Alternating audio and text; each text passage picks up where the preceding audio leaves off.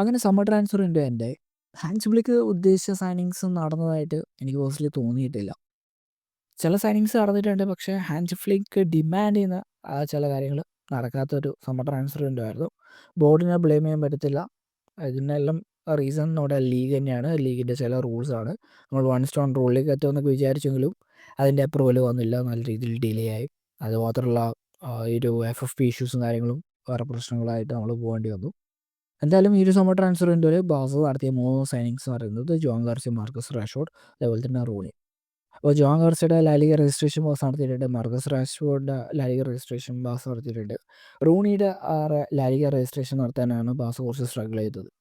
നമ്മൾ ഈ ഒരു താരത്തെ ഏകദേശം 2.5 ബില്യൺ യൂറോസിനാണ് കോപ്പൻഹേഗൻ എന്ന് പറയുന്ന ക്ലബ്ബിൽ നിന്നും സൈൻ ചെയ്തത്. അപ്പോൾ ഈ ഒരു ഡീല് നടത്തിയ സമയത്ത് തന്നെ ഒട്ടുമിക്ക മീഡിയാസും പറഞ്ഞത് ബാഴ്സ അത്ലറ്റിക്കിൻ്റെ പ്ലെയറിനെ രജിസ്റ്റർ ചെയ്യും. പ്ലെയർ നല്ല രീതിയിൽ പെർഫോം ചെയ്യുകയാണെങ്കിൽ ഫസ്റ്റ് ആക്ഷൻ ലഭിക്കുന്ന രീതിയിലേക്ക് പോകുമെന്നായിരുന്നു ഒട്ടുമിക്ക റിപ്പോർട്ട്സും വന്നത്. അപ്പോൾ ഈ ഒരു താരത്തെ നമ്മുടെ ബാഴ്സ അത്ലറ്റിക്കിൽ രജിസ്റ്റർ ചെയ്യാൻ നോക്കിയപ്പോൾ ലാലിഗ അതിനെ സമ്മതിച്ചില്ല. ലാലിഗ പറഞ്ഞത് ഈ ഒരു താരത്തെ ഈ ഒരു ബി ടീം പ്ലെയറായിട്ട് രജിസ്റ്റർ ചെയ്താലും ഈ ഒരു ബാഴ്സ ഫസ്റ്റ് ടീമിനെ ഫോക്കസ് ചെയ്തിട്ടായിരിക്കും പ്ലെയറെ യൂസ് ചെയ്യാൻ വേണ്ടി പോകുന്നത്. അതുമാത്രമല്ല ബി ടീമിൻ്റെ പ്ലെയേഴ്സിൻ്റെ സാലറി വെച്ച് നോക്കുമ്പോൾ റൂണിയുടെ സാലറി അത്യാവശ്യം ഹൈ എന്ന രീതിയിലാണ് അവർ കാണുന്നത്. അതുകൊണ്ട് ലാലിഗ വാൺ ചെയ്തത് ഈ ഒരു താരത്തെ ബാഴ്സ അത്ലറ്റിക്കിൻ്റെ പ്ലെയറായിട്ട് രജിസ്റ്റർ ചെയ്തിട്ട് ഫസ്റ്റ് മാക്സിമം കൊടുക്കുകയാണെങ്കിൽ അതൊക്കെ ലാലിഗ വാച്ച് ചെയ്യും. അതിൻ്റെ കണക്കായിട്ടുള്ള പണിഷ്മെൻറ്റ് തരുക എന്ന രീതിയിലുള്ള ഒരു ഇൻഡയറക്റ്റ് വാർണിംഗ് ഒക്കെ ലാലിഗയുടെ ഭാഗത്ത് നിന്ന് വന്നിട്ടുണ്ടായിരുന്നു. പക്ഷേ അതൊക്കെ ഉണ്ടായിട്ടും ബാഴ്സ ഈ ഒരു താരത്തെ ബാഴ്സ അത്ലറ്റിക് പ്ലെയറായിട്ട് തന്നെയാണ് രജിസ്റ്റർ ചെയ്തിട്ടുള്ളത്. അപ്പോൾ ഇതേ സമയത്ത് നമ്മുടെ റൈവൽ ക്ലബ്ബായിട്ടുള്ള റയൽ മാഡ്രിഡിൻ്റെ താരമായിട്ടുള്ള ഫ്രാങ്കോ ഏകദേശം 40 മില്യൺ യൂറോസിനാണ് ബാഴ്സ എന്ന് പറയുന്നത് റയലിലേക്ക് വന്നത്. ഈ ഒരു താരം റയൽ മാഡ്രിഡിലേക്ക് വന്നു. പക്ഷേ ഈ ഒരു താരത്തെ രജിസ്റ്റർ ചെയ്തത് ഈ ഒരു ബി ടീം പ്ലെയറായിട്ടാണ്. ബി ടീം പ്ലെയറായിട്ട് രജിസ്റ്റർ ചെയ്യുകയും പ്ലെയറിന് കഴിഞ്ഞ 3 റയൽ ഫസ്റ്റ് ടീം മാച്ചിൽ പെർഫോം ചെയ്യാനുള്ള ചാൻസ് ലഭിക്കുകയും ചെയ്തിട്ടുണ്ട്. അപ്പോൾ ഈ ഒരു താരത്തെ ബി ടീം പ്ലെയറായിട്ട് രജിസ്റ്റർ ചെയ്യുമ്പോൾ മറ്റുള്ള ബി ടീം താരങ്ങളെക്കാൾ ഹൈ സാലറിയാണ് ഈ പറയുന്ന ഫ്രാങ്കോനുള്ളത്. അതൊന്നും ലാലിഗ ശ്രദ്ധിക്കാനോ അല്ലെങ്കിൽ അതിൻ്റെ പേരിൽ പ്രഷർ ചെയ്യാനോ ഒന്നും നിന്നിട്ടില്ല. ആകെ 2.5 ബില്യൺ യൂറോസിന് സൈൻ ചെയ്ത റൂണിയുടെ പേരിലാണ് ഈ ഒരു ഇഷ്യൂസും കാര്യങ്ങളും ക്രിയേറ്റ് ചെയ്യാൻ ലാലിഗ നോക്കിയത്. അതൊക്കെ കൊണ്ട് നമുക്ക് കഴിഞ്ഞ 3 മാച്ചിൽ ഈ ഒരു താരത്തെ യൂസ് ചെയ്യാൻ പറ്റില്ല. ശരിക്കും ഈ ഒരു താരത്തിൻ്റെ രജിസ്ട്രേഷൻ നേരത്തെ നടക്കേണ്ടതായിരുന്നു. ലാലിഗ സമ്മതിക്കാത്തതാണ്. ശരിക്കും ആ ഒരു രജിസ്ട്രേഷൻ നേരത്തെ നടന്നിരുന്നെങ്കിൽ ഈ കഴിഞ്ഞ 3 മാച്ചിൽ പ്ലെയറിന് അത്യാവശ്യം നല്ലൊരു റോളും കാര്യങ്ങളും ലഭിച്ചേനെ. അതാണ് ഈ പറയുന്ന ലാലിഗ നഷ്ടപ്പെടുത്തിയത്. പറഞ്ഞിട്ട് കാര്യമില്ല. ഇനി നമ്മുടെ എക്സിറ്റ്സിനെ കുറിച്ച് സംസാരിക്കുകയാണെങ്കിൽ എനിക്ക് ഏറ്റവും എടുത്ത് പറയേണ്ടത് ക്ലേമൻ ലാംഗ്ലയുടെ എക്സിറ്റാണ്. കഴിഞ്ഞൊരു 3 വർഷമായിട്ട് നമ്മുടെ ബാഴ്സ ബോർഡ് ശ്രമിക്കുന്നതായിരുന്നു ഈ ഒരു പ്ലെയറിൻ്റെ എക്സിറ്റ്. പക്ഷേ പ്ലെയർ ബാഴ്സ വിട്ട് പോകാൻ താല്പര്യം കാണിച്ചില്ല. പക്ഷേ ഇപ്പോൾ പ്ലെയർ മ്യൂച്വൽ അഗ്രിമെൻ്റ് വഴി കോൺട്രാക്ട് ടെർമിനേഷനൊക്കെ നടത്തിയിട്ട് അത്ലറ്റിക് മാഡ്രിഡിലേക്ക് പോയി.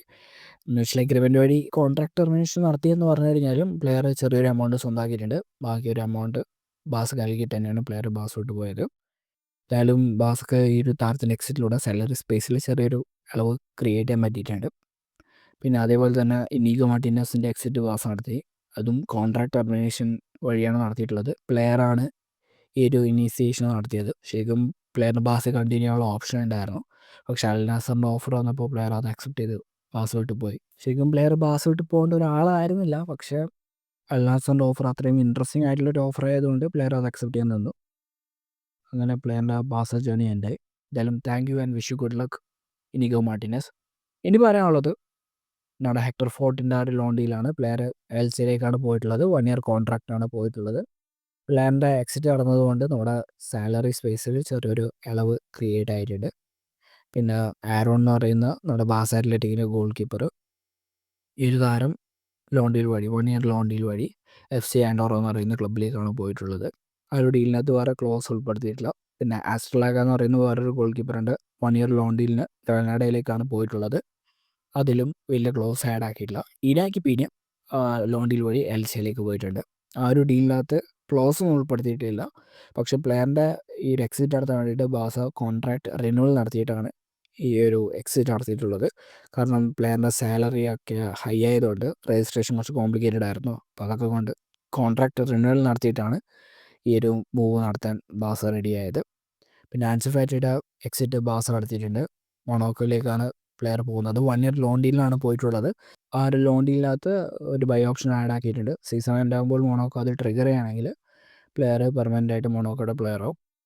എൻ്റെ പേഴ്സണൽ ഒപ്പീനിയനിൽ മൊണോക്കോ അത് ട്രിഗർ ചെയ്ത് വന്നു തന്നെയാണ്. എന്തായിരിക്കും റിയാലിറ്റി എന്നതെല്ലാം കണ്ട് തന്നെ അറിയാം. പിന്നെ അത് കഴിഞ്ഞിട്ട് ബാസ സെർജി ഡൊമിംഗസ് എന്ന് പറയുന്ന താരത്തിൻ്റെ എക്സിറ്റ് അടച്ചിട്ടുണ്ടായിരുന്നു. ഡൈനാമോ സാക്രിബ് എന്ന് പറയുന്ന ക്ലബ്ബിലേക്ക് പെർമനൻ്റായിട്ടാണ് പ്ലെയർ സെല്ല് ചെയ്തത്, ഏകദേശം 1.2 ബില്യൺ യൂറോസിന്. ഈ ഒരു ഡീലിനകത്തും ക്ലോസ് ഒന്നും ഉൾപ്പെടുത്തിയിട്ടുണ്ടായിരുന്നില്ല. പിന്നെ വേറൊരു ബാസ അത്ലറ്റിക്കിൻ്റെ സെൻറ്റർ ബാക്ക് ഉണ്ടായിരുന്നു, കോസ്പോ. ഈ ഒരു താരത്തെ ഫിയോറന്റീന എന്ന് പറയുന്ന ക്ലബ്ബിലേക്കാണ് സെല്ല് ചെയ്തിട്ടുള്ളത്, ഏകദേശം 1 മില്യൺ യൂറോസിന്. അതുമാത്രമല്ല, ഈ ഒരു ഡീലിനകത്ത് ഒരു ക്ലോസ് ഉണ്ട്, ഫ്യൂച്ചർ സെയിലിലെ റൈറ്റ്സ് സ്വന്തമാക്കുന്ന രീതിയിലുള്ള ഒരു ക്ലോസാണ് ഉൾപ്പെടുത്തിയിട്ടുള്ളത്. വേറെ ഒരു രീതിയിലുള്ള ക്ലോസോ കാര്യങ്ങളോ ഈ ഒരു ഡീലിലില്ല. അപ്പോൾ ഇങ്ങനെയാണ് ആ ഒരു കോസ്പോ ഡീലുള്ളത്. ശരിക്കും ആ ഒരു താരമെങ്കിലും ബാസി കണ്ടിന്യൂ ചെയ്യണമായിരുന്നു. പക്ഷെ നമ്മുടെ ബാസ അത്ലറ്റിക്കിൻ്റെ സ്പോർട്ടിംഗ് ഡയറക്ടർ അത്ര ടോപ്പ് അല്ലാത്തത് കൊണ്ട് ഈ ഒരു താരത്തെ ഒഴിവാക്കേണ്ടി വന്നു. പിന്നെ നടന്ന ഡീൽ എന്ന് പറയുന്നത് നമ്മുടെ അലക്സ് വേ ടു കോമോ ആണ്. ഏകദേശം 6 മില്യൺ യൂറോസിനാണ് ആ ഒരു ഡീൽ നടന്നത്. ഈ ഒരു ഡീലിൽ ശരിക്കും പറഞ്ഞു കഴിഞ്ഞാൽ കഴിഞ്ഞ വിൻ്റർ ട്രാൻസ്ഫർ വിൻഡോയിൽ നടന്നൊരു ഡീലാണ്. പ്ലെയർ ലോൺ ഡീൽ വഴി കോമോയിലേക്ക് പോയി. ആ ഒരു ഡീലിനകത്ത് 6 മില്യൺ യൂറോസിൻ്റെ ഒരു ബൈ ഓപ്ഷൻ ഉണ്ടായിരുന്നു. സീസൺ എൻഡ് ആയ സമയത്ത് ഈ പറയുന്ന കോമോ ആ ഒരു റിലീസ് ക്ലോസ് ട്രിഗർ ചെയ്തു. വേറെ ഒരു ക്ലോസോ കാര്യങ്ങളോ ആ ഒരു ഡീലിലില്ല. ശരിക്കും അലക്സ് വേ എന്നെല്ലാം പറയുന്ന താരം കിടിലനായിട്ടുള്ള പ്ലെയറാണ്. ശരിക്കും ആ ഒരു ഡീലിനകത്ത് അറ്റ്ലീസ്റ്റ് ഒരു ഫ്യൂച്ചർ സെയിലിൻ്റെ റൈറ്റ്സോ കാര്യങ്ങളോ സ്വന്തമാക്കുന്ന ക്ലോസ് ഉണ്ടാവണമായിരുന്നു. പക്ഷെ ബാസ അത് ഉൾപ്പെടുത്തിയില്ല. എന്തായാലും ആ ഒരു പ്ലെയർ പെർമനൻ്റായിട്ട് കോമോയുടെ പ്ലെയറായിട്ട് മാറി. പിന്നെ നടന്ന ഡീൽ എന്ന് പറയുന്നത് നോവ ഡാർവിഷ് ഡീലാണ്. ഈ ഒരു താരം നമ്മുടെ സ്റ്റുട്ട്ഗാർട്ട് എന്ന് പറയുന്ന ക്ലബ്ബിലേക്ക് പോയിട്ടുണ്ട്. ഏകദേശം 1 മില്യൺ യൂറോസിനാണ് ആ ഒരു ഡീൽ നടന്നത്. അതിലും വലിയ രീതിയിലുള്ള ക്ലോസോ കാര്യങ്ങളോ ഇല്ല. പിന്നെ നടന്നത് പാബ്ലോ ടോറെ ടു മയോർക്ക ഡീലാണ്. ആ ഒരു ഡീൽ നടന്നത് ഏകദേശം 5 മില്യൺ യൂറോസിനായിരുന്നു. ശരിക്കും ഇതിനേക്കാളും വലിയൊരു എമൗണ്ടിന് ഈ ഒരു താരത്തെ സെല് ചെയ്യാൻ പറ്റും. ബാസ എഫേർട്ട് ഇട്ടിട്ടില്ല എന്നാണ് എൻ്റെ ഒരു ടേക്ക്. എന്തായാലും ഈ ഒരു താരം മയോർക്കയുടെ പ്ലെയറായി. ആ ഒരു ഡീലിനകത്തും വലിയ രീതിയിലുള്ള ക്ലോസോ കാര്യങ്ങളോ ബാസയ്ക്കില്ല. എങ്ങനെയാണ് ആ ഒരു ഡീൽ ഉണ്ടായത്. പിന്നെ നടന്നത് ജാൻ വോർജിൽ ടു ഈ പറയുന്ന മയോർക്ക ഡീല്.